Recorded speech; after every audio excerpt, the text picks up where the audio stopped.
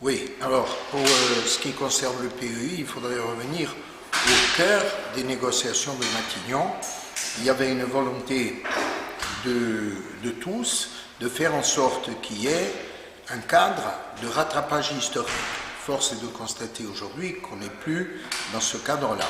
On est passé de la réparation historique au rattrapage historique et aujourd'hui à ce qu'on pourrait appeler le saupoudrage historique. Ça, c'est la première chose. Deuxième chose, il y a l'intégration de la TVA aux 70%. On se rend bien compte aujourd'hui que l'État n'intervient qu'à 60%. Troisième chose, le montant n'est plus de 2 milliards, mais est de 1,2 milliard. Le reste, les 800 millions, ce sont les contributions notamment de la collectivité territoriale et des autres collectivités quand elles sont maîtres d'ouvrage. Ce qui veut dire qu'aujourd'hui, on n'est plus dans les clous. Ce n'est plus un contrat de plan, ce n'est plus, un PEI, mais on est dans un système qui est le système du contrat de plan.